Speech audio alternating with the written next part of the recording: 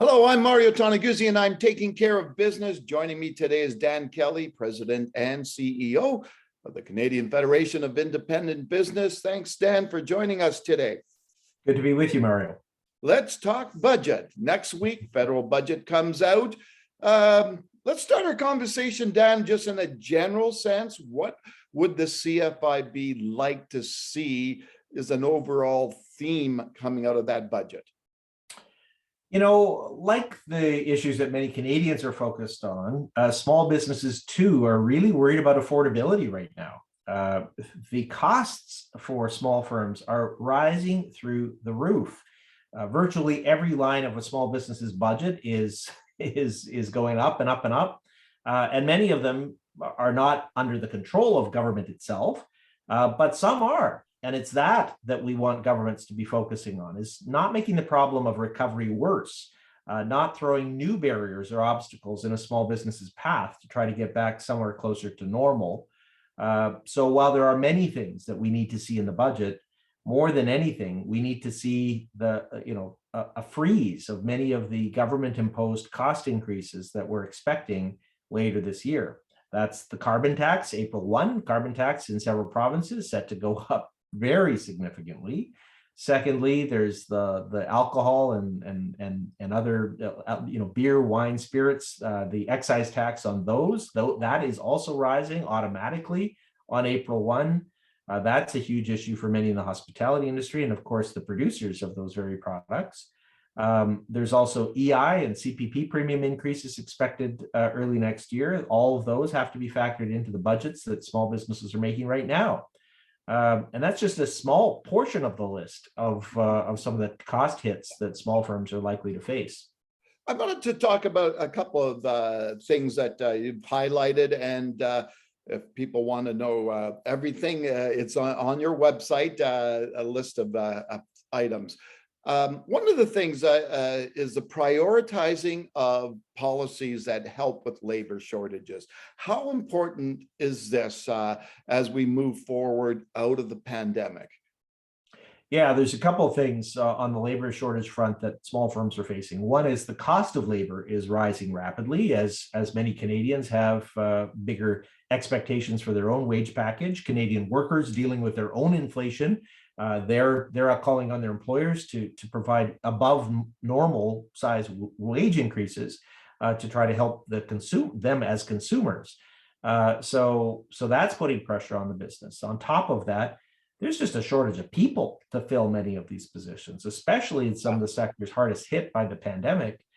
Virtually every employer right now is talking about the fact that they need more workers, especially as they're trying to refill positions that perhaps were not there over the course of the past 2 years. That's led, there's been also a lot of Canadians that have shifted jobs. So where government can really help is ensuring that we try to expand the labor pool. That means that inviting more people to come to Canada for jobs, either permanently as permanent immigrants or temporarily as temporary foreign workers. There's a little bit of a boost with some Ukrainian immigrants, and that's certainly going to be a positive thing. Perhaps that will address a touch of the labor shortage. But we also have other aspects that we're pushing Ottawa on too. One is a training tax credit. Small firms spend a fortune in training and soft skills building for staff, but none of that is supported at the small business level. And often small firms are that first training ground for larger businesses as they steal employees from small firms into medium and then into large. So we're pushing for some changes on that front. EI policies, there's a lot of aspects there that could be made worse and lead to even greater labor shortages, or made better if we keep the lid on some of the EI changes and allow small firms to have a larger labor pool on which to draw.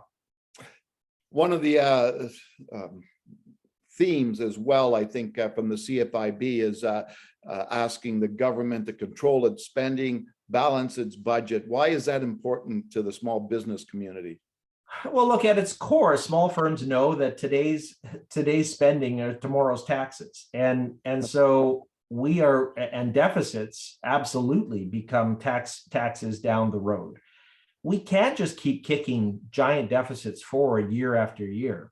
Now, I want to be clear, CFIB did call for many of the spending programs and government support programs over the course of the past 2 years during the pandemic in order to help small firms ride out the restrictions that were put in place. So wage subsidies, rent subsidies, the CFIB loan program all came with a cost. And we recognize that has to be factored in. As we come out of the pandemic and many of these programs start to wind down, we are pushing for some further changes on that front too. But as they wind down, we need government to get serious about moving us towards balance. No one's expecting the budget to be balanced next year or in the couple of years after that. But we do need a long-term plan to get spending under control in Ottawa. A lot of this happened even pre-pandemic. And now with the agreement between the Liberals and the NDP, in that agreement, there are dozens of either new or expanded social programs, many of them very worthwhile items, but all of them with a big price ticket. And we, before we launch into these programs, and this could happen as early as this budget, we need to make sure we know who's going to pay for them. It sounds great to offer dental care to people that don't have it. I suspect many would support that. But who's going to pay for that? Is that going to be passed down in higher personal income taxes, higher GST, HST, or is it going to be passed on to the already beleaguered small business community that is struggling to get their heads above water? Now, you mentioned, Dan, a couple of government support programs, the Canada Recovery Hiring Program, the Canada Emergency Business Account. What is your thoughts and the CFIB's thoughts on that and the future of those programs? Yeah, look, there's been an alphabet soup of programs created over the course of the pandemic. The wage subsidy, rent subsidy, CFIB loan program were three of them, and then the CHRP, the Canada Recovery, CRHP, the Canada Recovery Hiring Program. Most of those programs are set. CFIB is already closed, but the other three programs are open until early May. We're asking the federal government, particularly to focus on the Canada Recovering Hiring Program. This one offers, and a lot of small business owners don't know about it, and I'd encourage them to check it out. But that program offers you a 50% wage subsidy if your revenues are down by 10% or more. And so there are many firms that are starting to build back their revenues, and that's a great thing as restrictions come down, but loads of them are still 10% or more down than is normal. That program was put in place in the fall with the hope that it would help Canada come out of the pandemic period and get people hiring once again.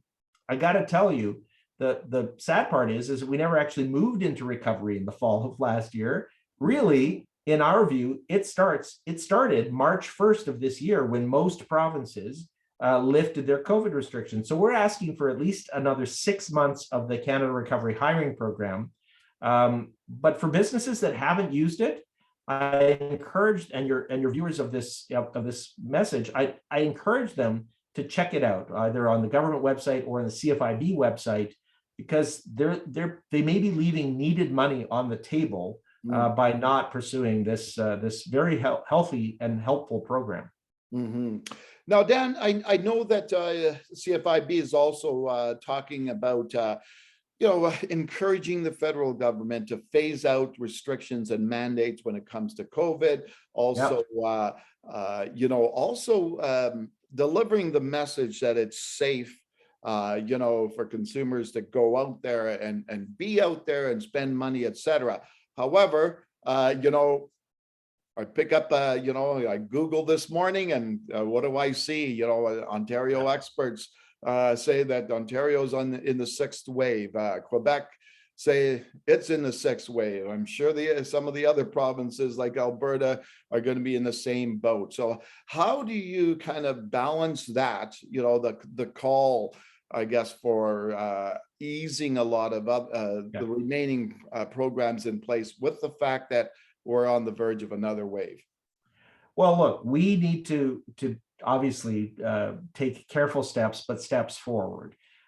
Most provinces, led by Alberta and Saskatchewan, but most provinces have ended virtually all of their COVID-related restrictions, or at least have a plan to do so in the days ahead. including vaccine mandates and passport systems, et cetera. Those issues have largely been resolved. We're very much hoping that they don't see a return in some of these provinces as COVID numbers begin to tick up again.